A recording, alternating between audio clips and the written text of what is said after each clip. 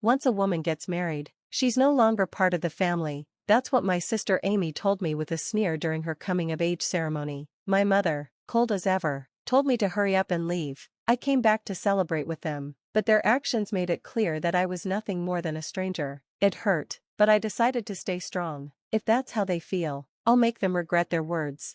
I'm Sherry, 22 years old, and I'd been living on my own for 4 years. After graduating from vocational high school, I worked hard to support myself. My life isn't fancy, but I've chosen this path, and I'm proud of it. Still, the pain of the past lingers, especially my mother and Amy's actions. The hurt started long ago. My father left my mother for another woman just before my first birthday. My mother never forgave him and took her anger out on me because I resembled him. "You're just like him. Seeing your face makes me sick," she'd say. As a child, I didn't understand, but I felt her coldness. To her, I was just a reminder of her pain. At first, my grandparents cared for me, but as my mother kept asking them for money, they grew distant. Before I turned 2, my mother remarried and had Amy. My mother, stepfather, and Amy became a family, but I was never part of it. One day, I saw them packing suitcases. "Where are you going?" I asked. "On vacation," they said. "Can I come too?" I asked hopefully. "Of course not. We'll drop you at daycare." Their laughter still echoes in my mind. Every time they went on trips, I was left at a 24-hour daycare center, feeling lonely and unwanted. At home, the rejection got worse. I was ignored, isolated, and treated as an outsider. Once, Amy asked my mother, "Why doesn't Sherry have a birthday party?" For a moment, I thought my mother might care, but she replied, "There's nothing to celebrate." From that day, Amy started looking down on me too. Family celebrations were all about Amy. She got birthday cakes. I got nothing. I worked hard through high school, but had to pay for vocational school myself because my family refused to help. Being at work felt better than being at home. At 18, I couldn't take it anymore and left. My mother, stepfather, and Amy didn't care. In fact, they seemed relieved. "Do whatever you want. You're not our problem anymore," they said. Those words cut deep, but they also freed me. Living on my own was tough, but for the first time, I felt free. I lived for myself and found joy in that. Yet, even now, at 22, memories of my family still haunt me, especially with Amy's coming-of-age ceremony. I never had one, but I'm sure hers will be grand. One day, I got a call from my mother. Hearing her voice after so many years made me tense. "Amy's 21st birthday is next week. You're not coming, right?" she said. I was shocked. Why would she call me? I wasn't invited. I replied quietly. "Good. It'd be awkward if you showed up," she said, her words hitting me like a punch. I whispered to myself, of course I wouldn't go, but the pain in my chest wouldn't go away. I thought I'd cut all ties with them, so why did they still affect me? I had chosen to leave my family behind and live my own life, but their shadow still lingered in my mind. I resolved not to let them control me anymore. Still, as an adult, a part of me wanted to face them, especially Amy. She was about to turn 21, a big milestone. Despite everything, I wanted to celebrate her. So, I bought a cake and a present and decided to visit my family for the first time in years. Standing in front of the door, my heart raced. It had been so long, and I was nervous. When I rang the doorbell, Amy answered. "Who's there?" she asked, her tone mocking. "Amy, it's me. Stop joking. I brought a cake. Open the door."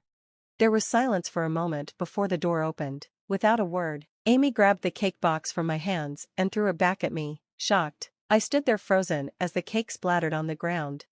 "What are you doing?" I asked, my voice shaking. "I can't eat food from a stranger," she said coldly. That word, stranger, echoed in my mind. I already knew I was an outsider, but hearing it from Amy hurt more than I expected. Deep down, I had hoped she still thought of me as her sister.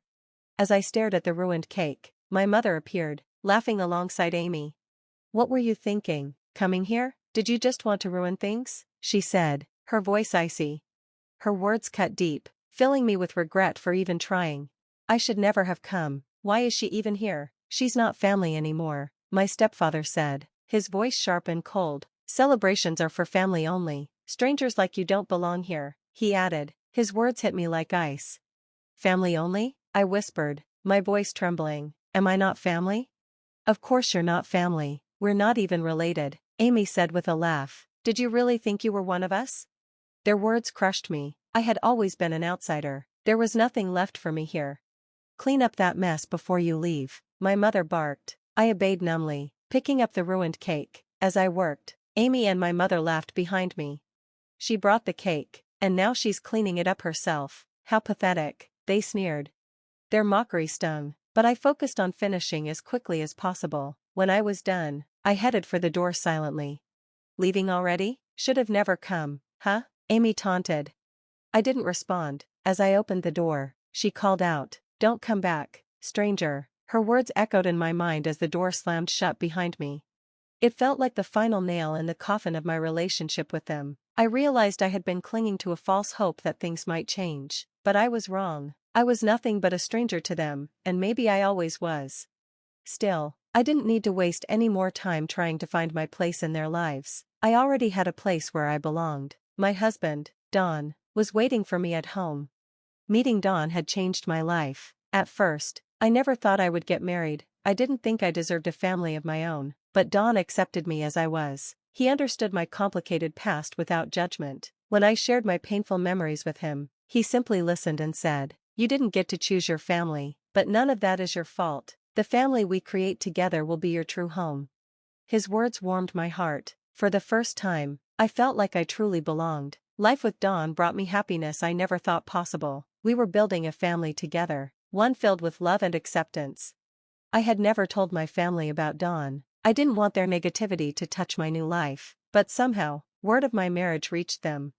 3 days after the incident with the cake, my mother called me. "I heard you got married. Why didn't you tell us something so important?" Her question caught me off guard, but I stayed calm. "I didn't think it was necessary to tell you," I replied. There was a long silence on the other end of the line. Finally, she said, "Fine, do whatever you want. You'll end up alone anyway." Her words didn't hurt me this time. I had expected them. Instead, I felt reassured. I wasn't alone. I had Don and the family we were building together. "Family that won't last," she added bitterly. I brushed off her words.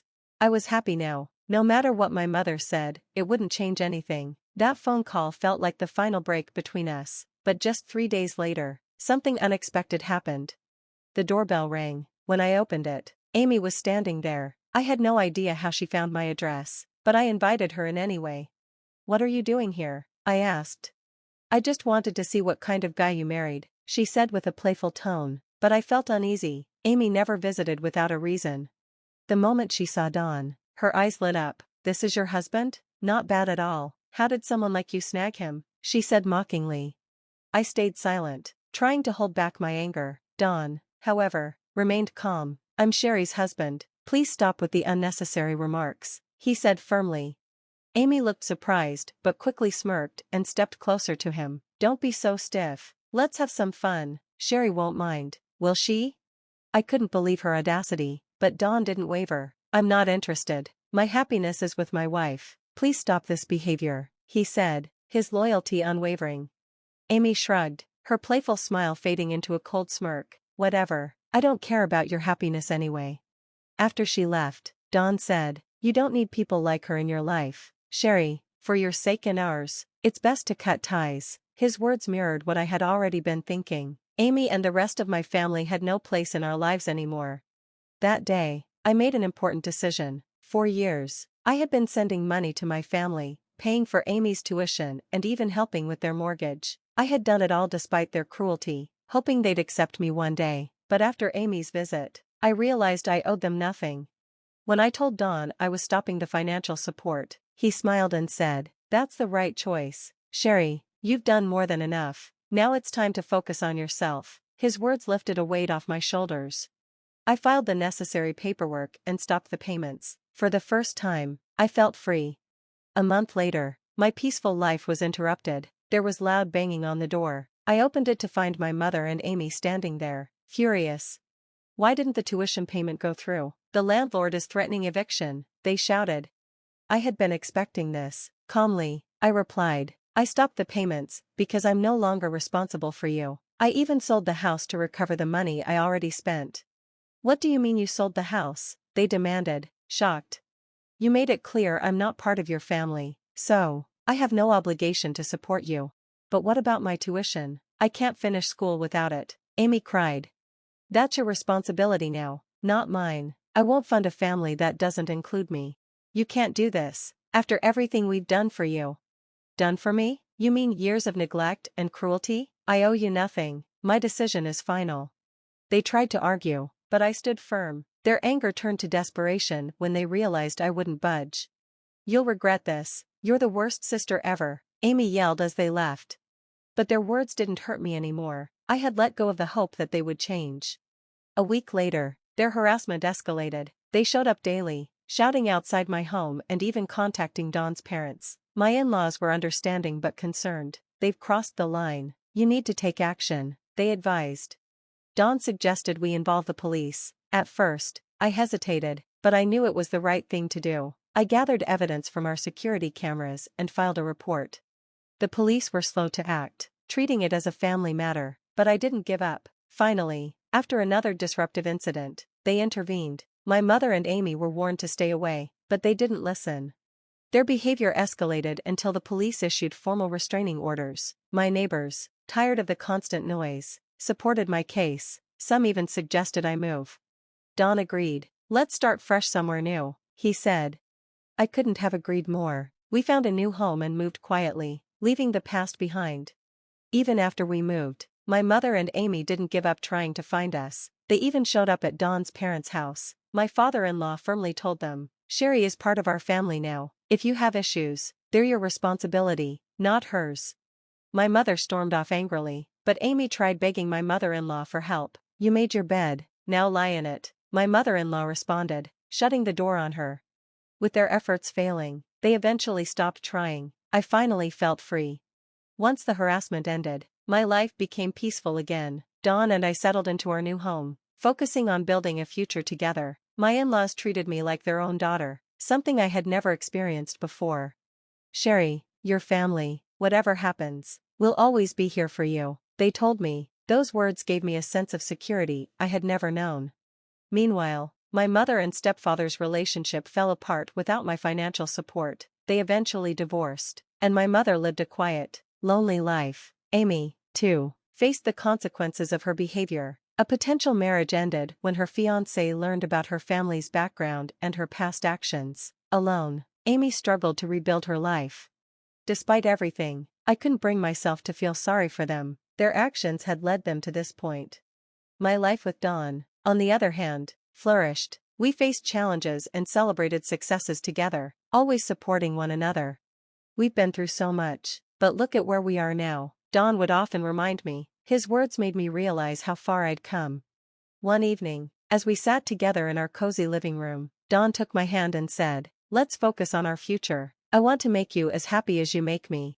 His sincerity brought tears to my eyes. For the first time, I felt like I truly belonged, with someone who genuinely cared for me. The shadows of my past no longer haunted me. Dawn's family became the family I had always longed for. Their warmth and acceptance healed wounds I once thought would never heal.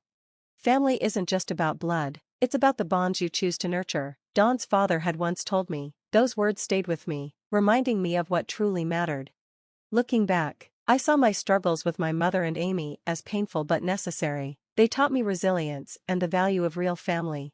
As Dawn and I moved forward, I knew I had finally found my home, a place where I was loved, valued, and free to live my life fully.